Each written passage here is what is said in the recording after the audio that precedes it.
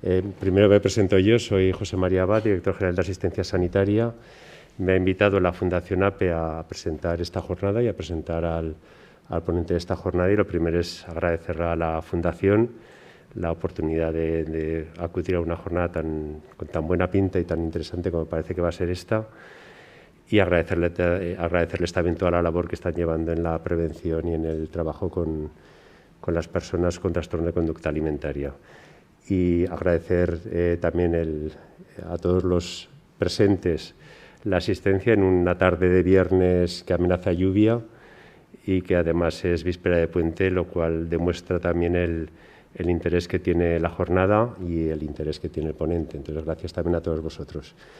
Y gracias también por el honor de poder presentar al ponente, Ignacio Jáuregui Lobera, que tiene un currículum impresionante. Es especialista, doctor en medicina por Zaragoza, doctor en psicología por la UNED, con premio extraordinario de doctorado, especialista en medicina de familia, especialista en psiquiatría, tiene también el título de Psicología General Sanitaria y es además académico correspondiente de dos reales academias de medicina, la de Sevilla y la de Valladolid. Es también profesor de la Universidad Pablo de Olavide y director de un máster en estudios nutricionales, y dirige también el Instituto de Ciencias de la Conducta en Sevilla. Y a nivel ya investigador es autor de un montón de libros, creo que más de 17 libros, tanto a nivel nacional como internacional, y de más de 120 publicaciones en revistas con sistema de revisión por pares de peer review.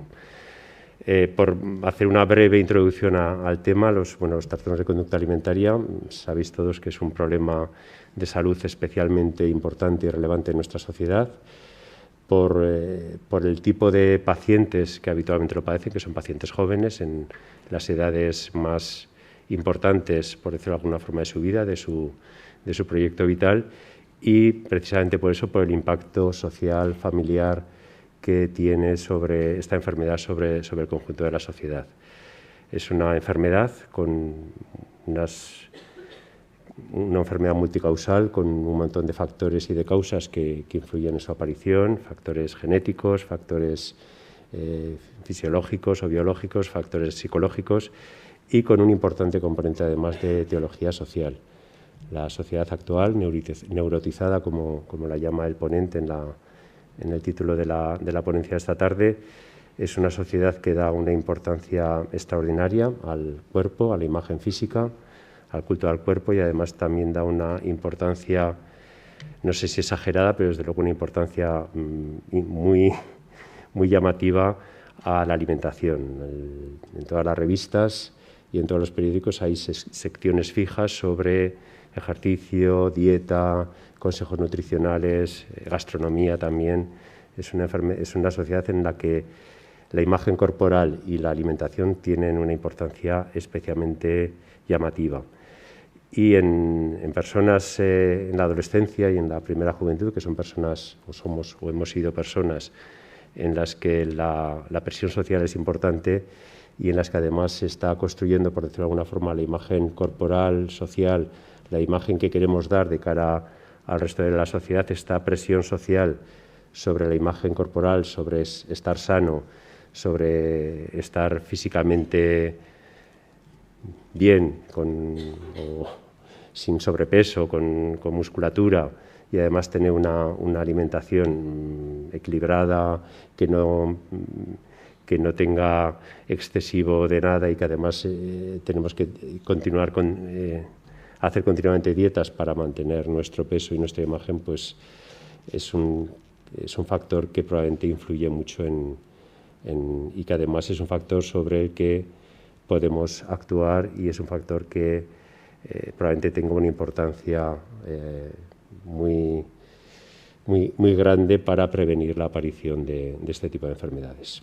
Y sin más, os dejo con el ponente. Seguro que la sesión es muy interesante y luego habrá un turno de preguntas para que pueda contestar. Muchas gracias a todos.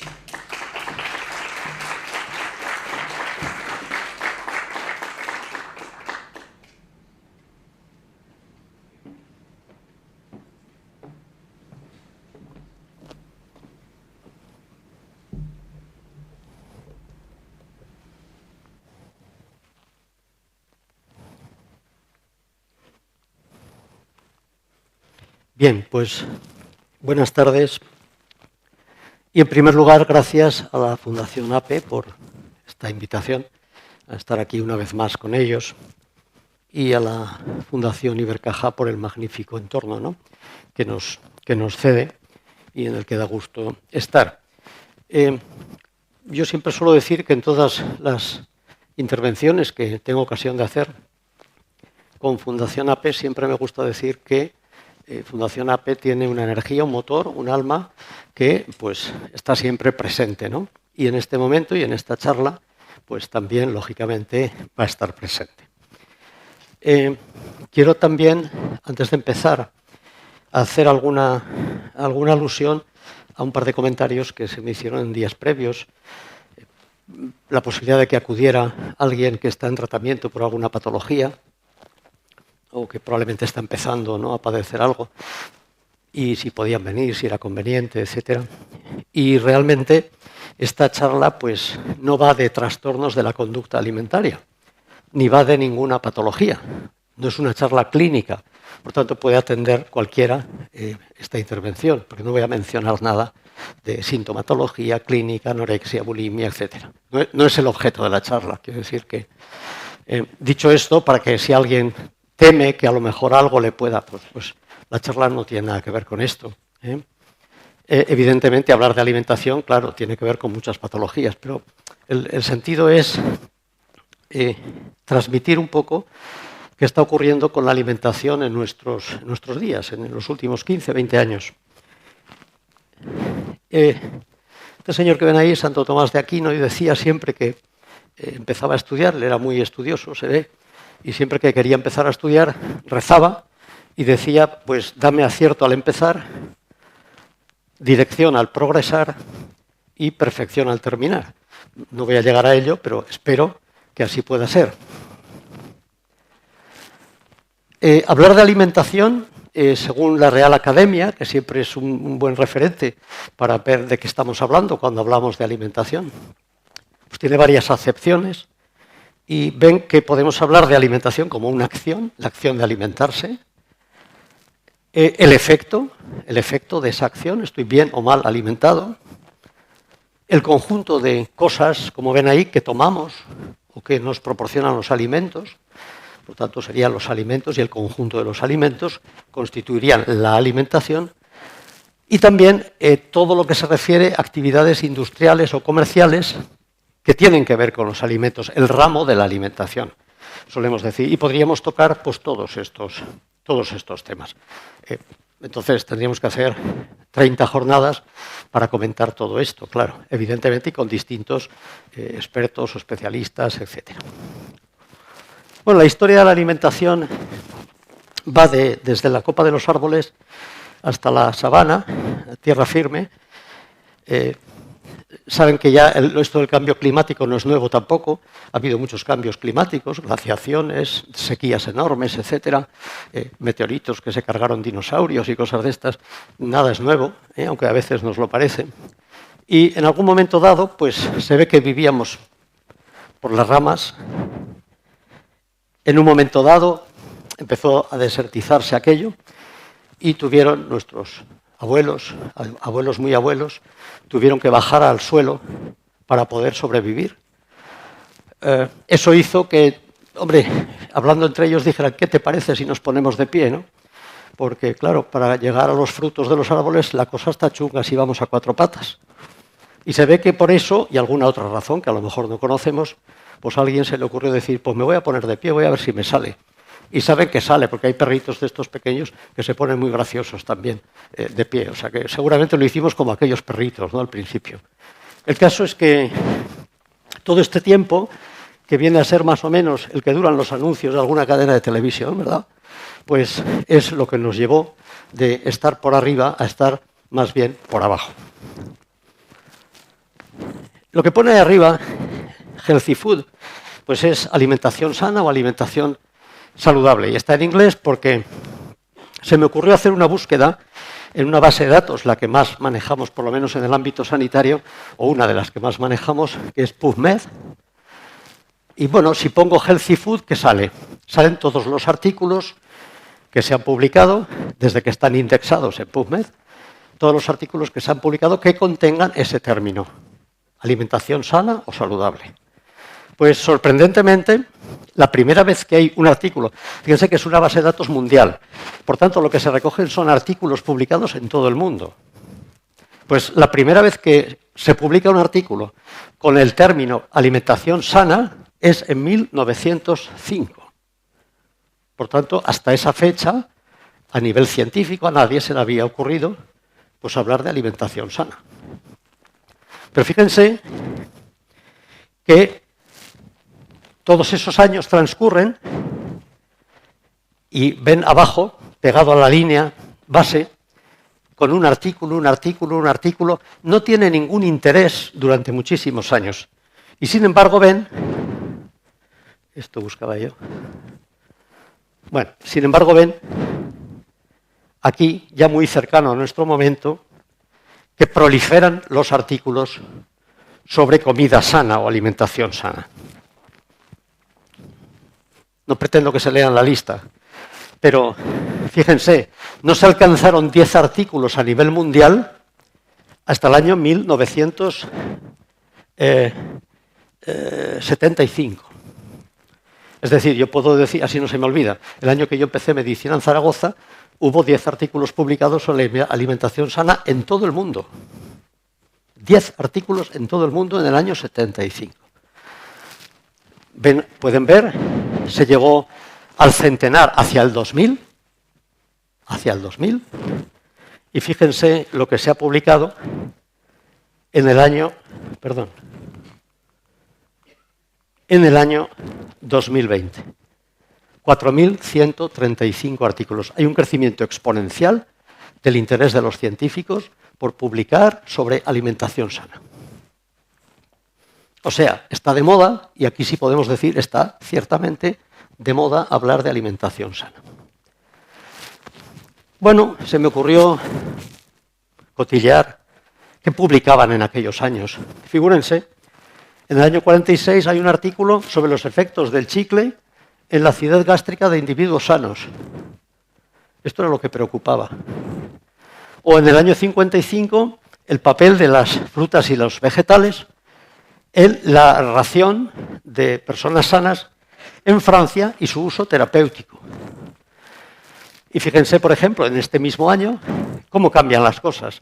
Hablamos ya de aceptabilidad y posibilidad de llevar a cabo estrategias para promover las elecciones dietéticas saludables en los comedores del Reino Unido, comedores de secundaria, en los centros de secundaria. Es decir, rizamos el rizo desde investigar el chicle y la acidez gástrica hasta la elección de los alimentos más sanos en un comedor de bachillerato, de secundaria, en el Reino Unido. Por tanto, cambian también no solo el número de artículos, sino los intereses sobre los temas que se publican.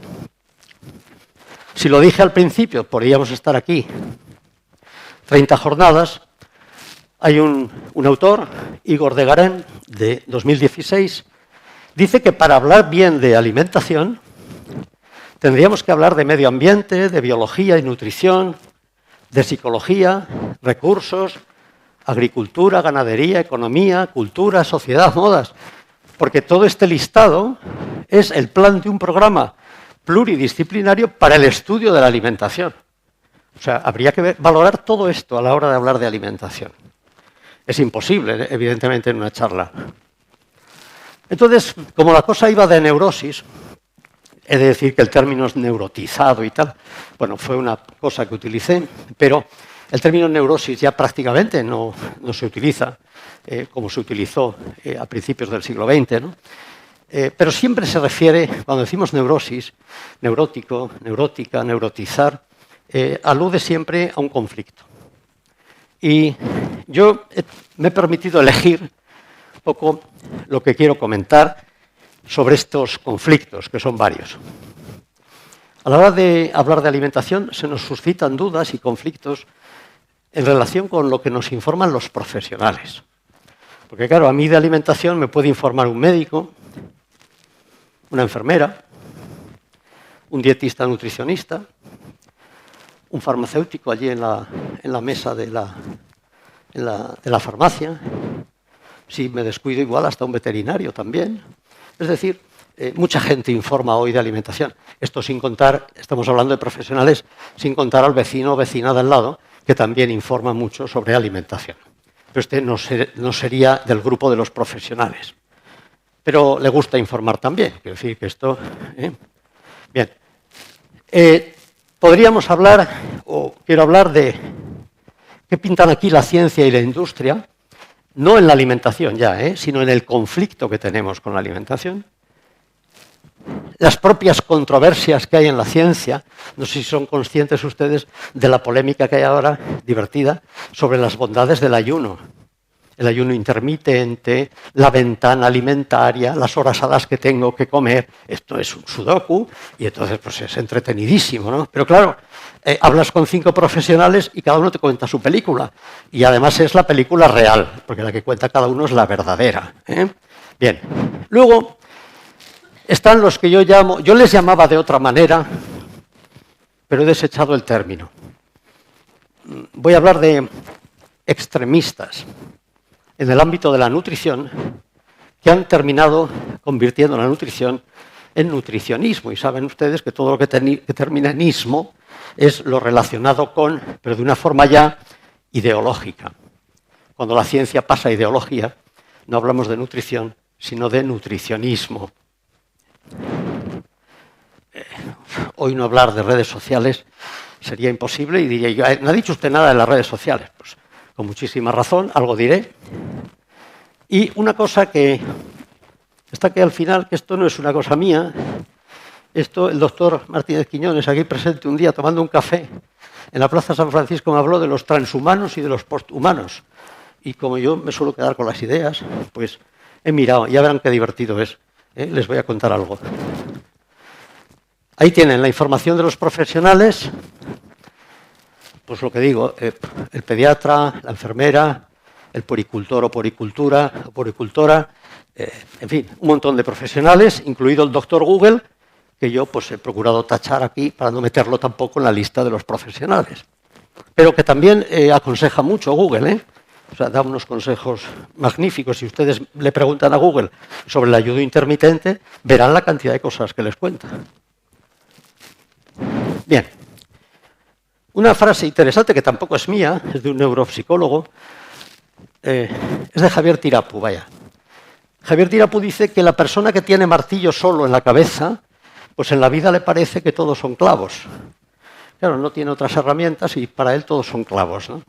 Y, claro, hay una especie de chiste sobre el tema del alcohol, que es aquello de que el médico, cuando pregunta, ¿usted cuánto bebe, no? Dice, hombre, pues yo bebo lo normal. Hombre, pero lo normal, ¿a qué le llama usted lo normal? Dice, pues esto, no sé, un par de copas de vino al día, o 2 cervezas por la mañana y 2 por la tarde y tal. Y en estas el médico le dice, sí, perfecto, lo normal. Bien, con esto lo que han averiguado ustedes es lo que bebe el médico. Realmente, es su vara de medir.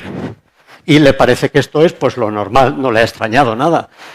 Vale, son cuestiones también interesantes a la hora de valorar lo que nos puede contar pues, un profesional sobre lo bueno o lo malo acerca, en este caso, por ejemplo, pues del vino, he puesto, ¿no? Del vino. Bueno, hablando de martillos, tenemos 2 grandes discursos sobre alimentación.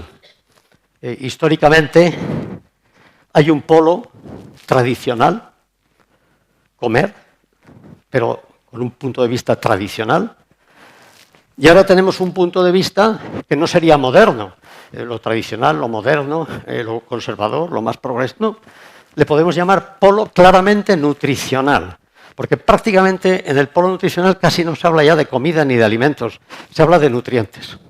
Entonces, verán el cambio que ha habido. Bueno, decir que las imágenes representan estos polos, pues yo creo que nadie, si hiciéramos un test, ¿cuál es el tradicional? ¿Cuál es? Pues todo el mundo lo diría. Y si preguntara yo, que no lo voy a preguntar, ¿qué les parece más sano? Picarían seguro. Hombre, claro, seguro. Entonces, no lo voy a preguntar porque entonces entraríamos en el conflicto sobre qué es sano y qué no es tan sano. Bien. ¿Qué se consideraba la comida, el comer, los alimentos, la alimentación en el polo tradicional? Pues miren, los alimentos se consideraban sanos, en primer lugar, cuando eran naturales. Además, el plato tenía que tener una buena elaboración casera. Hay expresiones de esto, ¿no? Mi abuela ponía las lentejas allí, en el fuego, y allí toda la mañana, pluf, pluf, chup, chup, como dice Arriñano, chup, chup, allí toda la mañana. Bueno, pues con una buena elaboración. Generalmente correspondía a la madre esta elaboración. Bueno, correspondía y sigue correspondiendo. Lo que pasa que ahora no es el chup, chup. El sustento básico, durante muchísimos años, eran pues estas cosas, pucheros, cocidos, potajes. Y otro término que se utilizaba mucho era comer caliente. Un sándwich puede estar ardiendo y quemarnos la boca, pero nadie entendería que eso es comer caliente. Eso sería comer quemándose, pero no sería comer caliente. El comer caliente, todos los aquí presentes creo que saben a qué se refiere. Es más, se decía que alimentos preferentemente de cuchara. Además, lo que se valoraba más era que aportara energía, que la persona se quedara satisfecha y, bueno, bien, ¿no? Energéticamente hablando, bien. Los fritos no estaban denostados como ahora, se consideraban como algo adecuado, pero estaban en segundo lugar. Pero no estaban en segundo lugar porque los fritos se consideraran algo malo, sino porque se consideraba que era una comida más de salir al paso y por tanto no llevaba tanta elaboración. Llegas allí y te fríes cualquier cosa y ya vas más rápido. Pero no es que se vieran mal porque fueran malos, sino porque no tenían esa connotación de elaboración, de paciencia, etc. Y lo precocinado, bueno, cuando empezó a existir, se consideraba como algo que no era en absoluto un alimento sano. Todo esto, sobre todo comer caliente de cuchara, era lo que la gente entendía como comida. O sea, comida.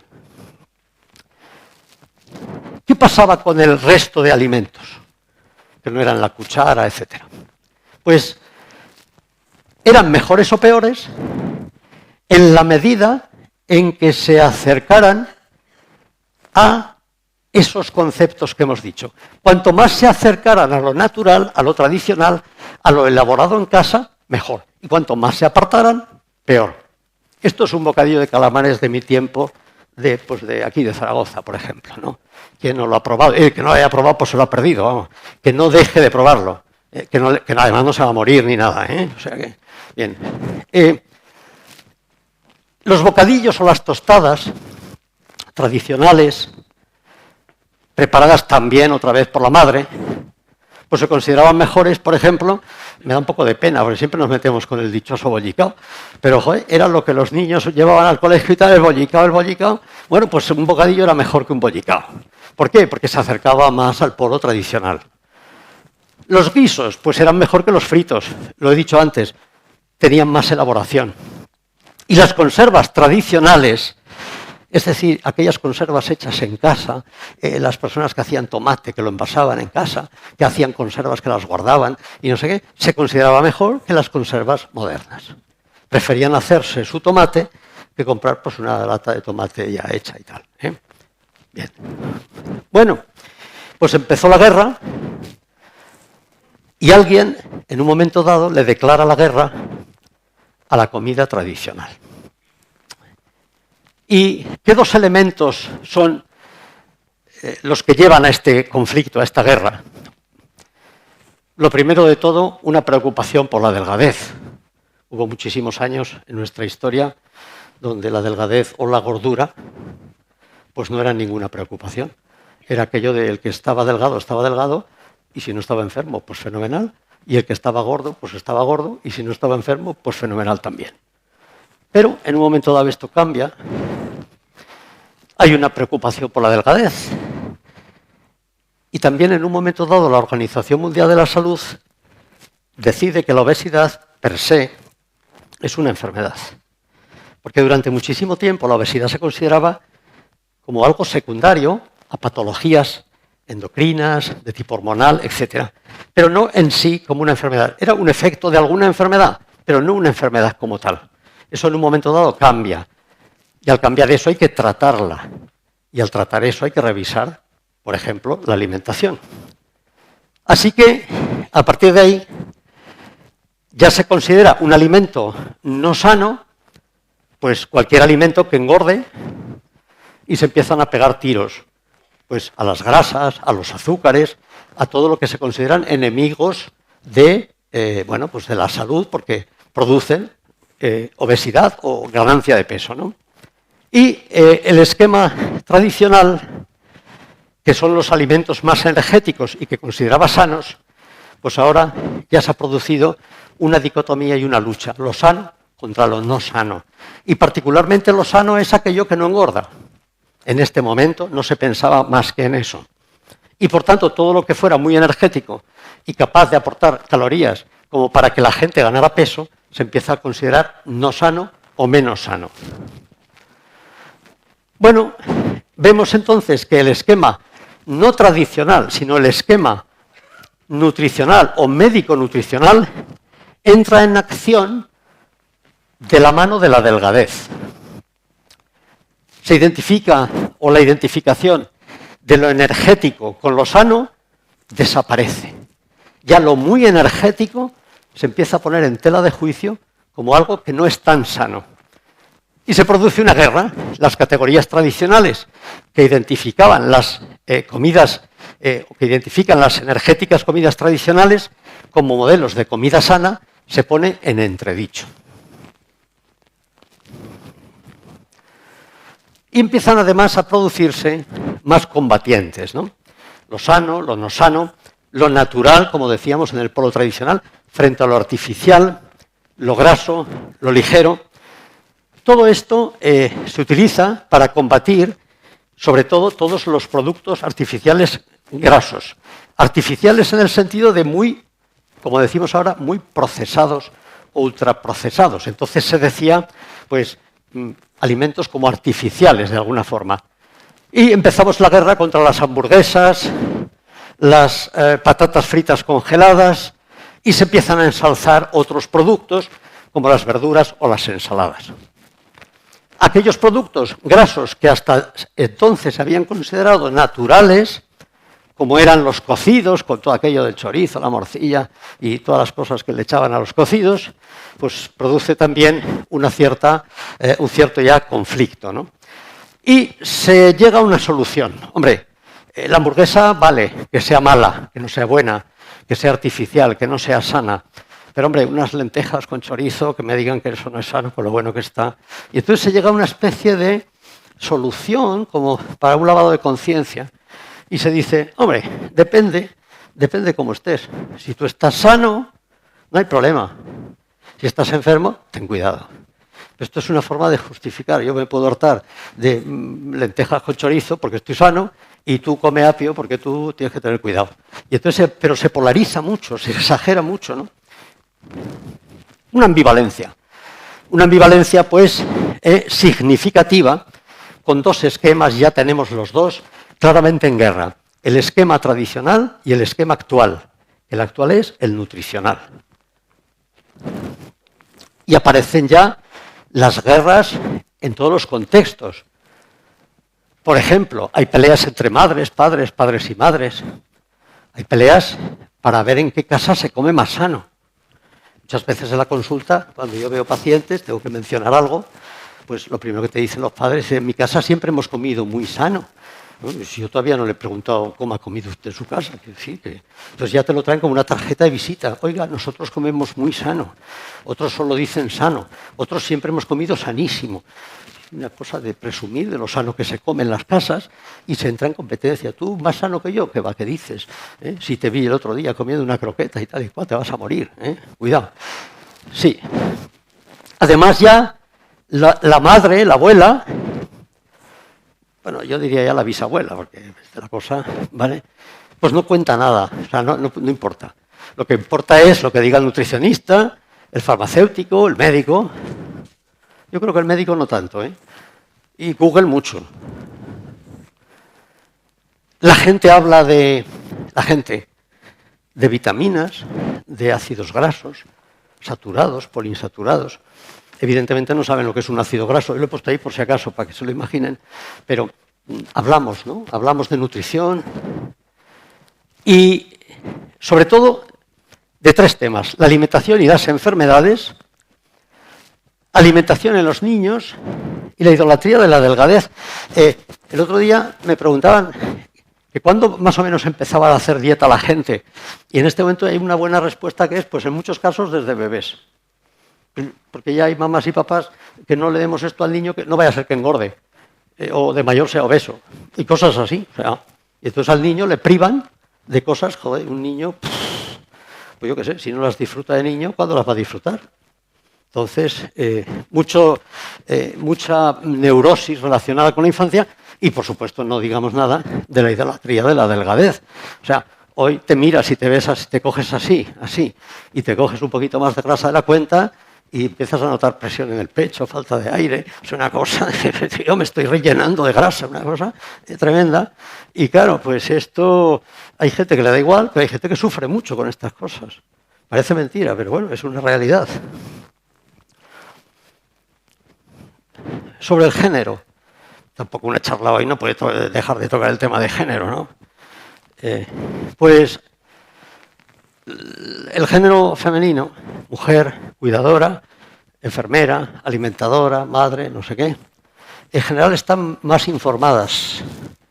Hay un ejemplo, hay algún estudio que dicen que cuando ella en casa, una mujer, una pareja, hace una dieta, él no sabe ni que la está haciendo, no se entera. Y además no sabe en qué consiste ni nada. Y sin embargo, si él hace una dieta, ella se la sabe, pero vamos, al dedillo. Se informa más, les gusta informarse más que a los varones sobre estos menesteres, también sobre otros, pero hablamos aquí de alimentación. Probablemente porque la presión, eso que se dice siempre, ¿no? La presión por adelgazar y tal, recae más sobre la mujer. Puede ser un motivo. En todo caso, en este polo actual nutricional, la mujer está mucho más enterada que los hombres. Esto se ve en cualquier consulta. Bueno, ya ven, lo que hemos comentado, se considera pues ahora mejor los bocadillos que los bollicaos, los desayunos sanos del colegio con pan con aceite, el aceite de oliva pues es una maravilla, ¿verdad?, como alimento sano, se insiste en las legumbres, que son muy buenas, pero claro, siempre teniendo en cuenta que no toquen pues otros alimentos como los embutidos, etcétera, que pueden ser malos. Pero se salva siempre de esta forma. Si tú estás malo, puedes comer de todo. Si no estás tan bueno, o si estás sano, puedes comer de todo. Y si no estás tan sano, tienes que tener cuidado con algunos alimentos. Bien, se producen algunas incoherencias. Estas, yo creo que todos las hemos conocido. ¿Cuántas veces se ha dicho que los huevos o que tomar muchos huevos no era bueno? Que como mucho uno a la semana, 2, o 3 ya, pues 3 ya, no, pues eso hace mucho daño esto y tal. Ahora te dicen que puedes tomarte un huevo todos los días y estupendamente, ¿no? O sea que hay muchas incoherencias. A mí también me contaron en la facultad que en pacientes con problemas cardiovasculares lo que tenía que tomar era pescado blanco, pescado hervido, merlucita, tal y cual, y que el pescado azul, por favor, ni se te ocurra. Ahora te recomiendan unas sardinas, espetos y cosas de estas, ¿no? Sí, tal. O el aceite de oliva. En aquellos años, pues era mejor el de girasol, porque el de oliva, fíjate qué plan y tal, sobre todo en estos pacientes, ¿no?, con patologías cardiovasculares. Pues claro, la gente ahora dice, bueno, entonces aquello era bueno o no era bueno. Mentían entonces, mienten ahora. Mienten todos y empieza la gente, además de estar insegura, entra ya un poco, se pone un poco paranoide, dice, yo ya no me creo nada. Claro, porque desconfían ya de todo. Lógico. Bueno, tenemos pues un conflicto entre profesionales, polo nutricional, polo tradicional. Y en esto de la alimentación, ¿qué pinta la industria? Bueno, también he procurado, esto ahora mismo casi es pecado. Esto, ya ven, un fonendoscopio alrededor de la hamburguesa, ¿no? Esto, vaya, perdón, esto está genial, muy bueno, esto también, esto mejor todavía, está más estudiado. esto ya al microscopio, ya el kiwi, esto ya es el no va más. Y esto, por supuesto, olvídense. No se coman un donut y esto, porque esto, ustedes sabrán lo que hacen si se lo toman, ¿eh? Quiero decir que haya cada cual. Bueno, esto es otra cosa que me gusta contar siempre. Si viene a cuento la pongo y si no, pues también, porque me gusta y es entretenida, ¿no? El tema de la manzana. La manzana tiene mucho interés porque es un alimento muy sano. Es lo que representa pues la dieta sana, una manzana con brillo, verde, que no tenga mucho azúcar. Cuanto más verde, mejor. Bien, manzana. La manzana tiene un componente que es el ácido málico, el componente que la distingue de otras frutas. Bien, eso en latín era malum, venía de malum. Y malum, al traducirse al castellano, bueno, da lugar al ácido málico, pero malum quiere decir también, pues algo malo, ¿no? Malo, el mal, la catástrofe. Y como el ácido málico está muy presente en la manzana, pues alguien se cree que cuando eso que dicen, que el pecado original empezó porque Eva comió una manzana y se la dio al otro y tal, pero vamos, que lo de la manzana se lo han inventado ustedes, que sepan que no viene en ningún texto bíblico, ni en griego, ni en arameo, ni en latín, ni en nada. Era esto, era el fruto del árbol. Así terminamos pronto. Joder. ¡Qué barbaridad! Sí, ¿dónde estaba? Ya me he perdido. Aquí. Vale. Bueno, pues esto. Que lo que decía la cosa del mal era el fruto del árbol de la ciencia del bien y del mal. Claro, malum, málico, manzana, pues fue una manzana. Pues no fue una manzana. Entonces, vean, el mal empezó, el mal de la humanidad. Fue un alimento sanísimo. O sea que cuidado con esto. Bien, bueno, ¿dónde empieza el problema en serio del nutricionismo? Vale. En el año 1982, la Academia de Ciencias de Estados Unidos hace un informe sobre alimentación. Y a partir de ese informe que inaugura el lenguaje nutricionista, la industria acapara esa especie de lenguaje de la Academia de Ciencias. Ese informe de la Academia de Ciencias estaba plagado de términos como poliinsaturados, colesterol, oleico, saturados, fibra alimentaria, polifenoles, flavonoides, carotenoides, etcétera, etcétera. Y poco a poco esos términos fueron calando y fueron poco a poco sustituyendo a alimento, alimentarse, comer, comida, alimentación, etcétera.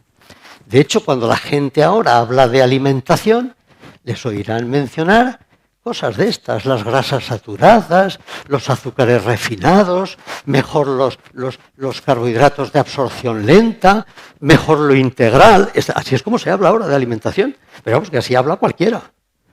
O sea que, entonces, sustituyeron al lenguaje tradicional también sobre comida y alimentación. Apareció el lenguaje nutricionista. Y el término nutricionismo, debido a este señor, a Skrinis, pues dio lugar a todo lo que ahora se llama efectivamente nutricionismo. Bien, hemos cambiado mucho nuestra forma de comer, nuestra forma de alimentarnos. Pues no mucho. Nuestros estómagos siguen siendo eso, cazadores, recolectores y tal. Y bueno, lo único que ahora, pues en vez de ir con una lanza o con una tal detrás de un mamut, pues levantamos la mano y en una estantería pues cogemos unos filetes. Pero vamos, que realmente no hemos cambiado tanto. Lo que ha cambiado no son nuestros estómagos. Lo que ha cambiado es la alimentación. Hay cosas muy curiosas, ¿no? En biología, por ejemplo, el hierro, pues hay dos tipos de hierro, ¿no? El hierro hemo, que procede de productos animales, y el hierro no hemo, que es el que está más en los vegetales. Es mucho más frecuente. Sin embargo, la absorción del hierro hemo, el de las carnes, es muchísimo mejor a nivel gastrointestinal que la del hierro no hemo. Bueno, desde el punto de vista evolutivo, parece claro que nuestro aparato digestivo está mejor preparado para recibir el hierro hemo que el hierro no hemo, para aprovecharlo mejor. Entonces, esto de que de toda la vida hemos sido veganos y tal, como también defienden algunos, hombre, de toda la vida, va a ser que no. La gente comía bichos, no comía apio, comían bichos. Y entonces pasa igual con la vitamina B12. La vitamina B12 de productos animales, y si no, es muy difícil asumir las cantidades que necesitamos. Y no, pero tomamos suplementos. Claro. Tomáis suplementos porque si no, ni tendríais hierro, ni tendríais vitamina B12, etc. Por tanto, la alimentación es lo que ha cambiado mucho, ¿no? Ahí ven un poco las medias estimadas, estos datos, por ejemplo, de cavernícolas que pone ahí, son datos que proceden de Arzuaga, de estas excavaciones de Atapuerca, de Burgos, que han hecho estimaciones más o menos de lo que comían. Bueno, estimaciones que hay que tener en cuenta, que bueno, no es fácil, ¿no? Son estimaciones. Y bueno, aquí ven más o menos, pues hay algunos cambios. Eso de 600, 390, por ejemplo, pues son los miligramos al día de colesterol. La gente ingerían 600 miligramos al día de colesterol. Ahora nos dicen que con más de 300, pues es un peligro, y lo que estamos es en torno a una media de 390. Lo de 46-25 es la fibra, tomaban mucha más fibra, por tanto, bueno, a lo mejor tomaban mucho colesterol, pero también tomaban más fibra, como morían muy pronto, pues tampoco sabemos si hubieran desarrollado patologías que ahora se achacan a una mala alimentación, pero claro, con el transcurrir de los años. Cuando escuchen hablar de alimentación, voy a dar algunos consejos también. Tengan en cuenta que hay tres tipos de informadores. Los gurús de la nutrición. Entonces ponen cualquier radio, se meten en Twitter, es divertidísimo, O sea, Twitter, si les interesa lo de la nutrición, no se lo pierdan. Twitter eso es el no va más de las cosas que se ponen. Sí. Entonces hay como tres tipos de gurús. Los lógicos, estos son buenos porque te cuentan todo basándose, dicen, en el sentido común. Normalmente el sentido común es lo que tenemos nosotros, cada uno de nosotros decimos que tenemos y que nadie tiene más que cada uno de nosotros. Es que lo que hay que tener es sentido común. O sea, yo lo tengo, pero es que nadie tiene sentido común, pero yo sí, ¿no? Tal. Entonces, bueno, pues son gente con conocimientos, pero es interesante esto. Saben decir ahora lo que hay que decir ahora. O sea, si yo hoy aquí les digo que conviene que tomen carne, que tomen solomillos, que tomen las lentejas con chorizo y con no sé qué, yo sé que soy un incorrecto.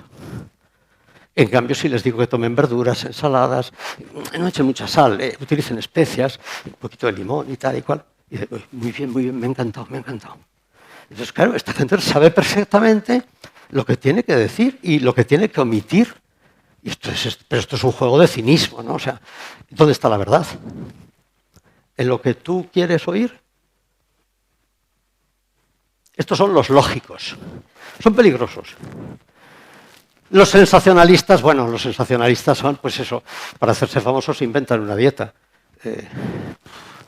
Pues la dieta de, yo qué sé, de la manzana abrazada a un árbol y después te la frotas pues en la pierna, no sé, una cosa rara, pero te la inventas tú, la promocionas bien en Twitter y tienes seguidores, pero seguidores rápido, La gente necesita, dice, tiene muchos seguidores, la gente necesita seguir.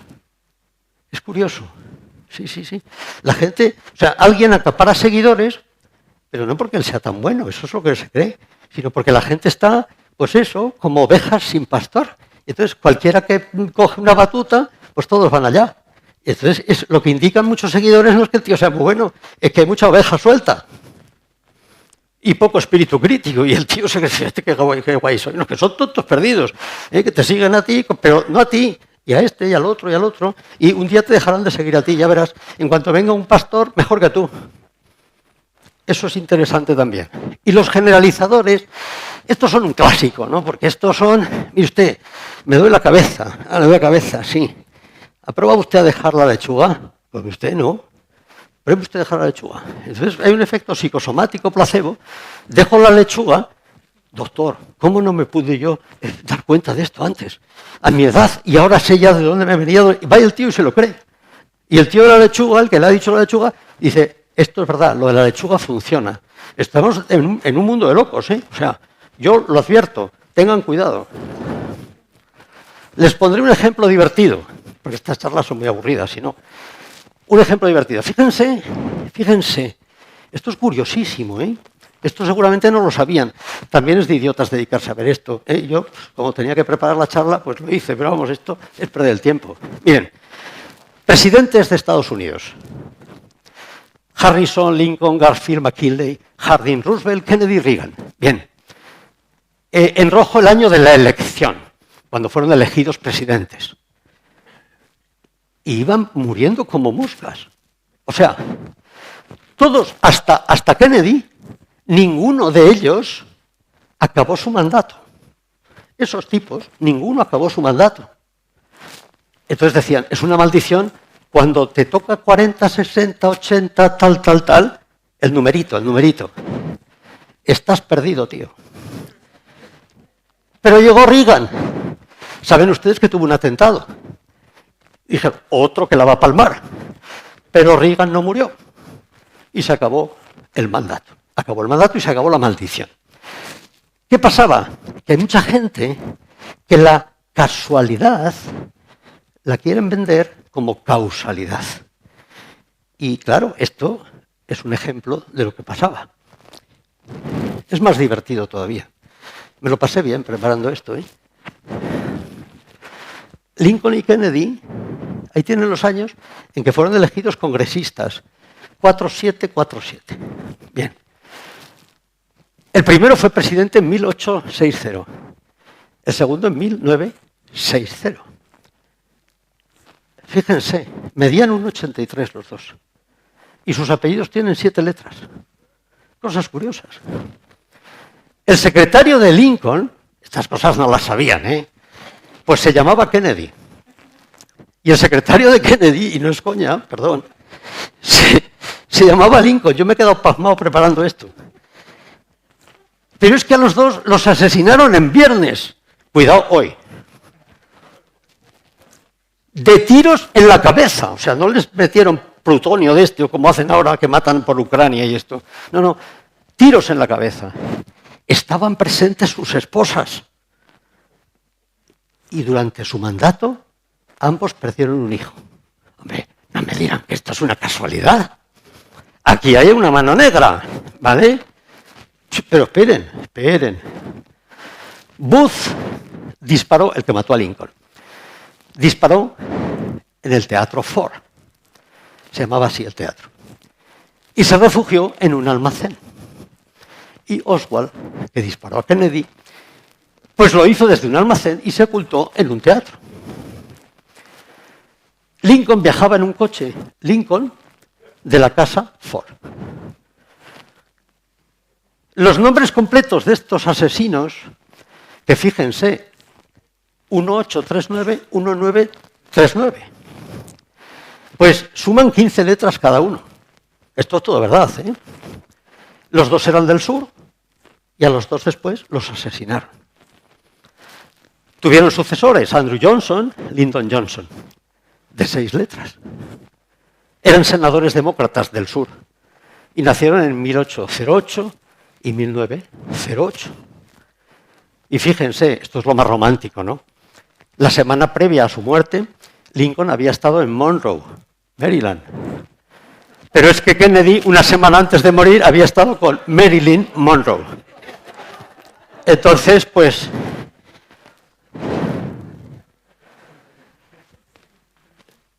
no puede ser casual. Aquí tiene que haber algo, ¿no?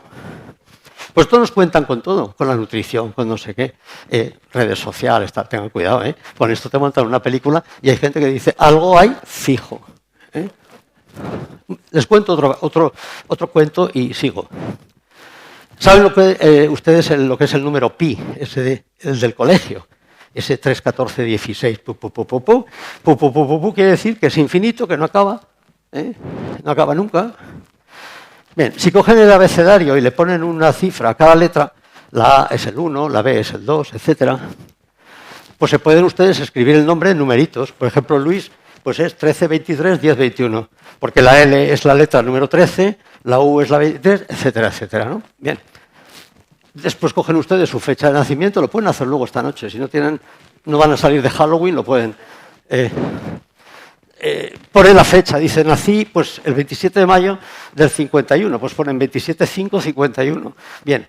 Y dice uno, oye, estos datos míos, o sea, mi nombre y mi fecha de nacimiento puesta ya en numeritos, ¿estará en la secuencia del número pi? Pues, y si es así, yo, que me llamo Luis, estoy metido ahí en el número pi, soy un tío especial. Pues sí, está usted metido y están todos ustedes metidos. Todos.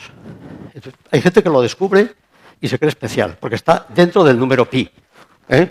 Y claro, dice, será por algo, será por algo. Bueno, que tengan cuidado ante la prensa, que no acepten nada sin reflexionar, porque nos crean muchas necesidades y después de creada la necesidad nos venden el remedio. Y detrás de muchos datos solo hay ideologías e intereses. Cuando busquen información sobre alimentación, traten de ver si allí, en esa información, se contempla la verdad. Eso quiere decir que no haya omisiones, que no nos estén mintiendo, que no haya ocultación. Eso se hace contrastando con distintas fuentes. Si en un momento dado ustedes sienten que están ya en la verdad, esto es cierto, como lo de los presidentes, háganselo mirar. Antes de decir esto es cierto, denle unas vueltas. No juzguen, realmente creo que lo que hay que juzgar es la información y los mensajes. Al profesional lo dejamos de lado porque muchas veces entendemos pues, que de alguna manera también tiene que comer, ¿vale? Y tengan mucho cuidado con los lenguajes sofisticados.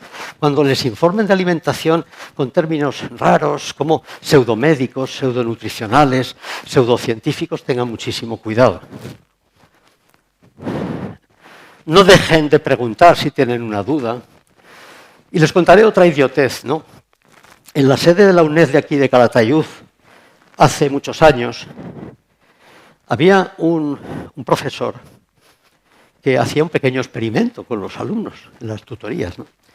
Y el experimento consistía en lanzar una bola, a propósito, ¿no? Una mentirilla, pero introduciendo antes esa frase, el no bien ponderado Morgan. Y entonces este les decía, se sabe que en psicología social, tal, porque el nunca bien ponderado Morgan ya dijo. Y esta frase del nunca bien ponderado Morgan hacía pensar a los alumnos que ese Morgan era poco menos que un genio y por tanto se tragaban la mentira que venía a continuación. Porque dicho así, el nunca bien ponderado Morgan, es decir, que no se valoró lo suficiente, pero que pues se lo tragaban, ¿no? Pues cuidado con esto. Y luego tengan cuidado con el nombre o el renombre de un científico, que no basta con eso para que ustedes se crean algo. Ustedes no sé si saben lo que es el efecto Mateo en ciencia, claro. ¿Lo saben? ¿No lo sabían? El efecto Mateo, de un pasaje del Evangelio de Mateo, ¿no? Que dice, porque a todo el que tiene se le dará y le sobrará, pero al que no tiene se le quitará hasta lo que tiene. Esto significa que yo mando un artículo malísimo, a una revista y lo firmo con mi nombre y seguramente me viene rechazado.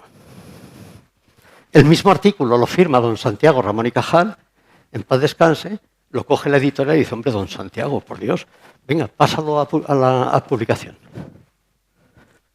Cuantos más artículos tienes, más fácil es que te los publiquen. Y cuanto menos tienes y menos te conocen, menos te publican. El efecto Mateo. Eso también ocurre. Eso también ocurre. Por tanto, quiere decir que el que tiene muchos no implica que sea el mejor, y el pobre desgraciado que no le publica nada y no se da a conocer, pues probablemente sea una persona interesante, ¿no? El nutricionismo.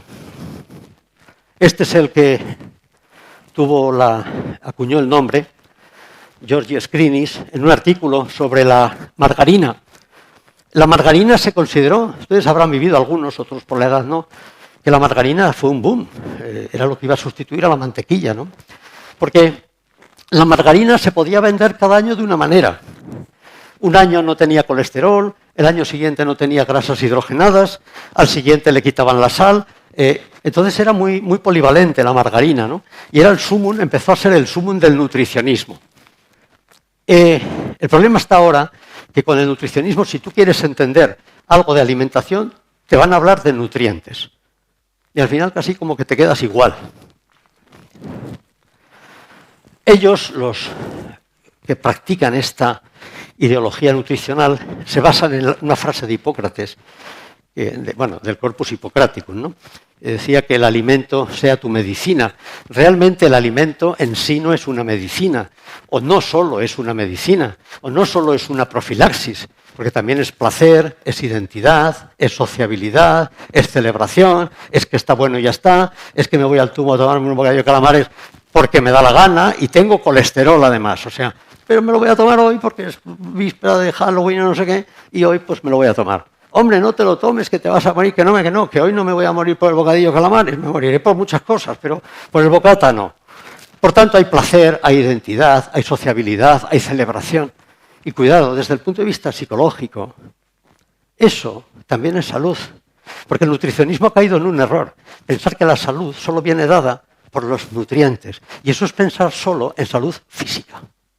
Estar sano o no, siempre lo refieren a estar sano o no físicamente, y se olvidan del placer de tomarte un vino con un amigo, etcétera, etcétera, que eso también es salud, aunque no sea salud física exactamente. Por tanto, hay un sesgo también. Y esto es lo que pasa con esta ideología, lo sano y lo no sano, ¿no? Bueno, ya saben que ha salido ayer, creo que ha salido, la nueva disposición de los anuncios que se van a eliminar sobre dulces y cosas en los anuncios de la tele, en ciertos tramos horarios y tal y cual. Y por cierto, he estado mirando, me dan una fotito, uno de ellos es el bollicao. Y dale con el bollicao, ¿eh? El bollicao es la estrella del mambo esto, ¿eh? El bollicao, toda la vida, yo llevo toda la vida hablando del bollicao y creo que me habré tomado uno. O sea, sí, por probarlo entonces, ¿no? Pero sí, bueno, la historia de los nutrientes viene de un señor que no era nutricionista, Liebig, que explicó esto.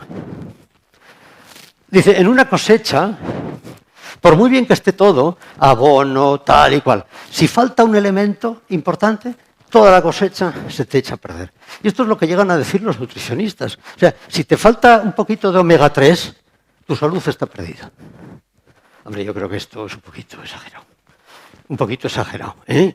Pues esto lo decía Liebig y él lo decía a propósito de las cosechas. ¿Qué ha hecho el nutricionismo? Pues, hombre, ¿cuál es más sano, el de arriba o el de abajo? Y alguien dirá, para mí el de abajo, pero cualquiera lo dice aquí en público, tío. Nada, hay que decir la zanahoria. La zanahoria es lo más sano. Dice, ¿pero a ti te gusta la zanahoria? ¿Qué dice? A mí que me gusta la zanahoria, tío. A mí me gusta la morcilla. Claro, eso es. Entonces, el entusiasmo de la zanahoria, el miedo a la morcilla, porque se crean filias y fobias. Oye, si alguno dice, ¿pero qué haces comiéndote un huevo frito con patatas, macho? ¿Tú sabes lo que te estás comiendo? Y dice, pues coño, pues un huevo frito con patatas. Pues tú verás. O sea, hay una guerra, lo bueno, lo malo, lo sano, lo no sano.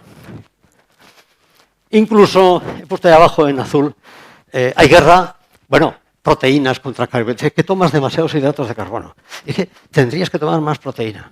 Te sobran grasas. Hidratos de carbono, toma más integrales. Estás tomando demasiados refinados. Grasas, tienes que tomar monoinsaturadas, aceite de oliva, poliinsaturadas, el pescadito azul. Tomas muchas grasas saturadas, no deberías tomar jamón, porque el jamón, aunque tiene ácido oleico y tal, pero hay jamones que no son jamón ibérico, pero bueno, unas películas, unas cosas, bien. Incluso diseccionan los alimentos, ¿no? Y te dicen, por ejemplo, que el pollo, no es que el pollo sea pollo, no, el pollo es una proteína mejor que el buey. La calidad de la proteína, que sea pollo o no pollo, da igual, porque el buey es como un saco de grasa, ¿no? Esos chuletones de buey, esa grasa amarilla a la parrilla, además a la parrilla, que se liberan sustancias también cancerígenas. ¿Cómo se pueden comer eso la gente? Tengan cuidado. Por favor. ¿Qué pasa con la industria y el mercado? Pues que a la industria y al mercado de la alimentación este rollo les encanta. Este rollo les encanta. Esto pasó con la Coca-Cola. Mira, la Coca-Cola, joder, es que hay gente que con el azúcar y tal, bien, la haremos sin azúcar. Perfecto. Dice, pero es que hay gente que si se la toma por la tarde le quita el sueño. No hay problema, sin cafeína. Sí, pero es que todavía tiene un poquito de azúcar. 0,0, no hay problema. Pero todo el mundo tomará Coca-Cola, como sea. O sea, pues esto es lo que hacen también con los alimentos. ¿Qué quiere usted que le quitemos a la leche? ¿Le quitamos grasa? Le quitamos grasa. ¿Le quitamos lactosa? Le quitamos lactosa. ¿Quiere que le añadamos calcio? Sí, sí, le añadimos calcio. ¿Y omega 3? Omega 3, sí, omega 3. ¿Y qué más quiere que le añadamos? ¿Y todavía eso es leche? Dice, no sé, pero yo se lo vendo y usted se lo toma, ¿no? Entonces, bueno, pues la cosa está en que no sé si decidimos. La frase trágica es la de abajo. ¿Decidimos nosotros? Pues alguno dirá, pues sí. Porque yo decido según mis gustos, mis costumbres, lo que he visto en mi casa, por mis creencias, por mi situación económica, ¿no? Y otros dirán, no. Porque cuando llega el momento de elegir, tú estás ya condicionado, ahí lo ven, por ejemplo, por las redes sociales, etcétera, porque vivimos en un mundo con una gran presión mediática. Y te dicen esto, te tienes que cuidar, vas a vivir más, estarás más sano, vas a envejecer más lentamente y dentro de poco, para el 2050, ni siquiera vas a envejecer. Y además tienes que ser ecosostenible. ¿Ustedes son ecosostenibles? Porque si no lo son, están mal. Y políticamente correctos. Cuidado con lo que dicen. Y entonces sí, si cumples todo esto, eres un ciudadano ejemplar. Así que tú eliges lo que nosotros te decimos, te ponemos un diploma de ciudadano ejemplar y tú, tonto, te crees que eres libre. Eso. Pues hay unos consejos aquí. Hay un libro que se llama Un inspector en el supermercado. Entonces ahí en ese libro dan unos consejos. ¿Cómo haces tú en un supermercado para elegir comida? Y dice, pues mira, tú piensa en tu bisabuela. En el libro pone abuelas. Porque hay abuelas muy jóvenes, yo he puesto bisabuelas. Piensa en tu bisabuela y si ves a tu bisabuela pasar por allí y mirar una cosa y dice, esto es una cosa muy rara. No lo cojas. No lo cojas. Por ejemplo, tienen ahí el Go-Gurt Portable Yogurt. No lo cojan esto. ¿Esto qué es? Si son de estos obsesivos que miran los ingredientes y tal, ¿no? Si ven que hay ingredientes raros, déjelo. O que no los pueden pronunciar bien, ¿no? Si el alimento en cuestión tiene más de 5 ingredientes, déjenlo, haya habido añadidos y cosas. No, las cosas son más sencillas, ¿eh? No, más de 5. Y si lleva jarabe de maíz rico en fructosa, gelatina, no sé qué, aromas, no sé qué, pues déjelo también para Halloween, para una gominola y ya está. Bien. Vayan a las partes más periféricas de los supermercados. Allí es donde está lo natural y lo bueno. En el centro, por donde todos pasamos, están todas las porquerías, pero a base de pasar y traspasar, las vamos echando, porque claro, nos pierde la vista. Entonces, vayan con cuidado. Y bueno, y márchese del súper lo antes posible. Como se quede a dar vueltas, llena el carro.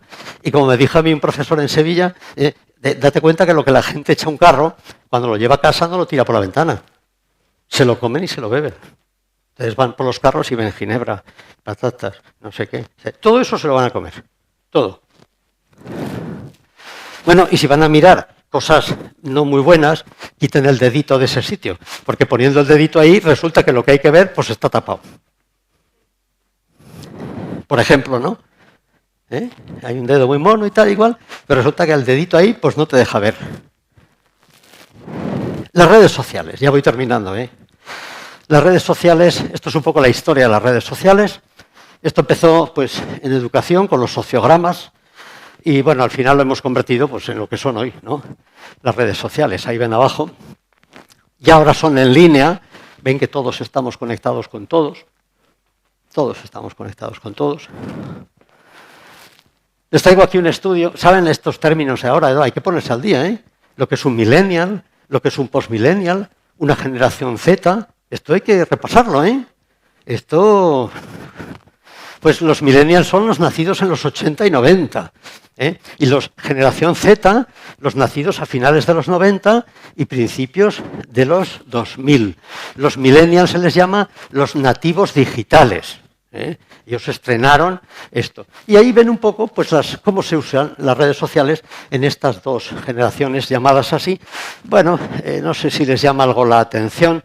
La generación Z es posterior y, por ejemplo, pues destacaría yo, que en esta generación Z, como digo, posterior, se utiliza mucho más, por ejemplo, Instagram. Se ha reducido mucho con respecto a los millennials, se ha reducido mucho el WhatsApp. Y bueno, lo demás está por ahí, pero sobre todo destaca la reducción de WhatsApp y el aumento del uso de Instagram. Bueno, aquí esta es ya antigua, ahora hay TikToks y cosas, ¿no? Eso es, esta ya está, preparándola ahora ya está desfasado. Estas son las horas que utilizamos. He dicho bien, utilizamos, ¿eh? No digan, es que los jóvenes... No. Ustedes pasan por cualquier terraza, los jóvenes están con el móvil y ustedes también. Y ustedes están en pareja y cada uno a lo suyo, ¿eh? Con el móvil allí, tiqui-tiqui. Igual están hablando entre ustedes, pero hablan por WhatsApp, yo qué sé. Para quitar emociones y tal. Bueno, pues ahí ven lo que utilizamos esto. Los datos están ahí, son de la Universidad Pontificia de Comillas, de Laura Míguez, reciente, del año 2019. Y bueno, pues ven, hombre, utilizamos, fíjense, el porcentaje. Si suman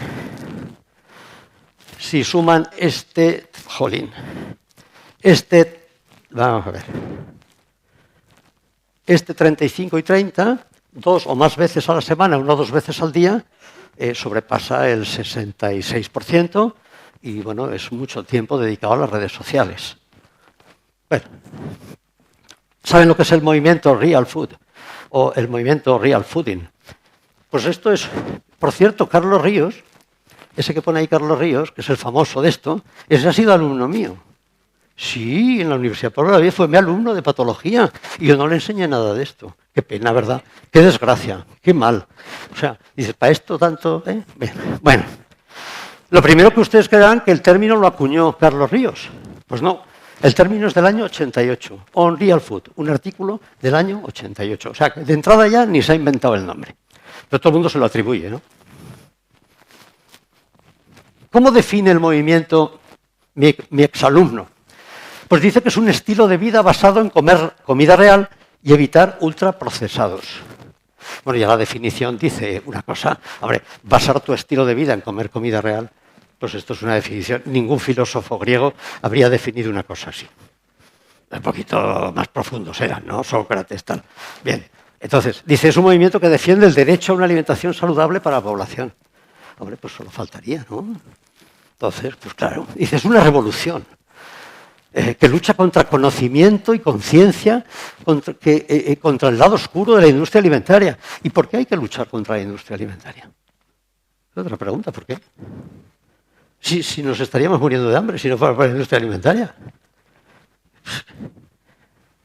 Los productos que tenemos hoy a nuestra disposición, que gracias a la industria pues pueden llegar a todos sitios y tal, es decir, habrá que reformar cosas, claro, pero hombre, tanto como de echarle la culpa a la industria alimentaria. Bueno, el movimiento se ha divulgado por las redes sociales y aquí sí voy a hacer una mención muy breve a los trastornos de la conducta alimentaria y a la ortorexia. ¿Por qué la voy a hacer? Bueno, pues la voy a hacer porque precisamente allí en la Pablo de la Vide, otros alumnos también, que fueron alumnos míos, hicieron un trabajo, fin del título de experto nuestro de allí, y lo que, ahí ven los autores, lo que intentaron medir fue el riesgo de TCA, y analizando la postura personal que tenían los encuestados frente a este movimiento Real Fooding. Y entonces, bueno, con distintos cuestionarios y tal, que ahora no es cuestión de extenderme, pero fíjense, esto es la influencia del Real Fooding en tu alimentación diaria, en aquellos que el movimiento tiene mucha influencia en su día a día o alguna, la probabilidad de TCA pues era muy superior significativamente desde el punto de vista estadístico que el resto. Luego hay una influencia, porque había una correlación significativa entre ese aumento del riesgo de TCA y la práctica del movimiento real fooding. Esa correlación dependía de la alimentación diaria de los encuestados y en qué medida la cambiaban, y ese aumento de riesgo de TCA correlacionaba, fíjense lo que pasa con las redes sociales, con el sentimiento de culpa que tenían los individuos si se les ocurría abandonar el movimiento real fooding. Se sentían culpables por dejar de seguir esas corrientes. Esto pasa, ¿eh? Alguien se sale de un grupo, le empiezan a presionar y se siente fatal. Y se siente fatal. Y esto se vio en este estudio, que era un trabajo fin de título de experto, de posgrado, vaya. Estamos aquí, yo quiero recordar también a José María Ordovás, yo no sé si le suena o no le suena, fue discípulo de Grande Cobian, que también le sonará, es uno de los padres de la nutrigenómica, catedrático, director del Laboratorio de Nutrición y Genética de Tufts en Boston, y lo que les traigo son frases de Ordovás, frasecitas de José María Ordovás. Lo primero que nos dice en 2016 es: la confusión actual sobre la alimentación es muy razonable. ¿Por qué es muy razonable? Pues porque, mire, el aceite de oliva y el pescado azul se declararon nocivos, ya lo he comentado. O porque se prohibieron los huevos, ya lo hemos comentado. O porque se llegó a sustituir la mantequilla por la margarina, ya lo hemos comentado. Es normal que la gente esté un poco atontada. Y fueron decisiones, dice Ordovás, erróneas, de todo punto, erróneas, pero afectaron a millones de personas. Millones de personas se lanzaron a la margarina, millones de personas decidieron no tomar pescado azul y tomar aceite de girasol en vez de tomar aceite de oliva. Y entre los millones de personas estamos aquí algunos de nosotros. Los avances de la investigación, dice Ordovás, ¿nos llevarán a cambiar esto otra vez como una veleta? Probablemente. ¿Quién sabe? ¿Quién puede afirmar que dentro de 50 años no digan, ¿os acordáis del aceite de oliva que decían que era ta, ta, ta, ta? Pues resulta que no. Y ahora se ha visto que ¿alguien lo puede afirmar? Nadie lo puede afirmar. Y además, dice Ordovás, cuidado con los estudios sobre alimentación. Esos estudios se apoyan en lo que la gente dice que come, pero no en lo que realmente comen. Mentimos mucho en muchas cosas, mentimos todos. Y mentimos en algunas cosas. Por ejemplo, si nos preguntan cuánto pesamos, siempre tendemos a decir que pesamos menos de lo que pesamos. Y si nos dicen, oye, ¿tú cuánto mides? Nos echamos un poquito más. Sí. Y si nos dicen, ¿cuánto fumas? 15, 20 cigarrillos, ponle paquete y medio. Pues en esto de comer igual. ¿Quién va a poner hoy que come bocadillos de morcilla en una encuesta? ¿Qué va a pensar de mí cuando lo corrija, aunque sea anónimo? Pero seguro que por alguna cosa nota que soy yo y tal. O sea, entonces, claro, lo dice Ordovás, cuidado cómo preguntamos. Y luego, ¿qué es lo que analizamos? Porque en todo caso hemos analizado lo que nos han dicho que comen. Pero no sabemos lo que comen. Y tampoco sabemos lo que comen, pero no cuentan. Con las copas pasa lo mismo. ¿Tú cuántas copas te tomas al fin de semana? Dice 2 o 3, pon 6. Dice Ordovás también que estamos en un mundo histérico en el sentido coloquial, pero muy mal informada, ¿no? Muy informada, pero muy mal informada. Dice Ordovás que hay que comer de todo, dice, como decía mi maestro Grande Cobian, en pequeñas cantidades y tal. Y, bueno, muchas cosas que nos parecen inventos de ahora ya estuvieron de moda hace tiempo. Bueno, y una que me gusta mucho, los nutricionistas hoy recomiendan tomar a la semana, 2 o 3 veces a la semana, pescado azul. Y Ordovás decía, pues eso se puede recomendar porque somos, pues a lo mejor, una 10ª parte del mundo los que podemos tomar pescado azul. Si toda la humanidad le diera por tomar pescado azul, dice, no habría atunes suficientes, es que no habría. Así que gracias a que nadie puede comer, podemos recomendar 2 o 3 veces a la semana, tome usted pescado azul. Claro, hay muchos que no van a tomar nunca en la vida. Entonces, claro, recomendaciones que, bueno, tienen un poco de componente social también. Bueno, ya es lo último, les prometo que es lo último, en honor al doctor Martínez Quiñones aquí presente. Me picó con esto, a mí esto me ha gustado mucho. La vida empezó después de no vida, había un universo sin vida, inanimado. Después hubo vida no consciente.